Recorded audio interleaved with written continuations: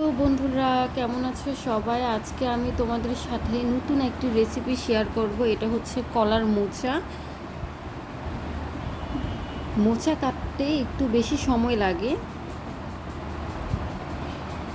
রান্না হওয়ার পরে মোচার স্বাদ অনেক সুস্বাদু। নিরামিষ ও আমিষ দুইভাবেই মোচাকে রান্না করেছে। মোচা কেটে হলুদের জলে ভিজিয়ে রাখলে মোচা কালো হয় না। রেসিপি আছে, নিরামিষ মোচার খন্ড আছে, তারপর আবার মোচার ভাজি আছে, মোচার ভুনা আছে, মোচার ভর্তা আছে, বিভিন্ন ধরনের রেসিপি আছে। তো আমি যেভাবে মোচাগুলোকে ছাড়াচ্ছি এভাবে বেছে নিলে আপনাদের সুবিধা হবে, কোনো কাটাকাটির ঝামেলা নেই। আর মোচাটা খেতে খুবই সুস্বাদু, আপনারা অবশ্যই বাসায় ট্রাই করবেন। কলার মোচা গ্রাম বাংলার জন্য একটি ঐতিহ্যবাহী খাবার হিসাবে পরিচিতি। কলার মোচা কালেক্ট করার নিয়ম হচ্ছে এভাবে ফুলগুলোর থেকে শক্ত ডাঁটাটা বের করে নিচ্ছি। এই যে ভিডিওতে যা দেখছেন ঠিক এভাবেই কলার মোচা ছাড়িয়ে নেবেন।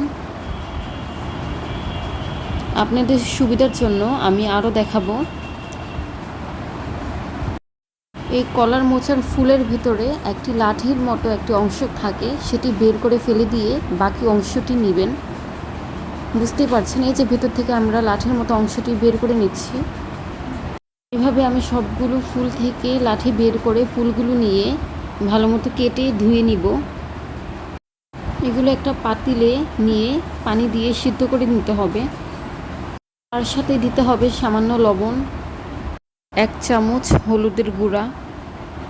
সিদ্ধ করার পরে আমি পানিগুলোকে একটি চালনির সাহায্যে ছেঁকে নিব। এরপর এটিকে ঠান্ডা করে আমি বেটে নিব।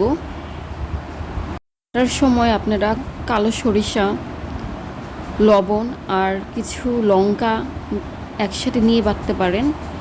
আপনারা কালো হোক সাদা হোক যে কোনো একটি কালারের সরিষা ব্যবহার করতে পারেন, কিন্তু আমি কালোটা আমার বাসায় আছে, এর জন্য আমি কালো সরিষা দিয়ে রান্না করেছি।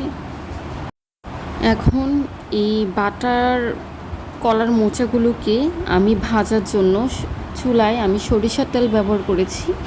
তেলটি গরম হওয়ার পরে এই সরিষার তেলে আমি পেঁয়াজ কুচি, কাঁচামরিচ কুচি আর শুকনো লঙ্কা দিয়ে একটু ভেজে নিব।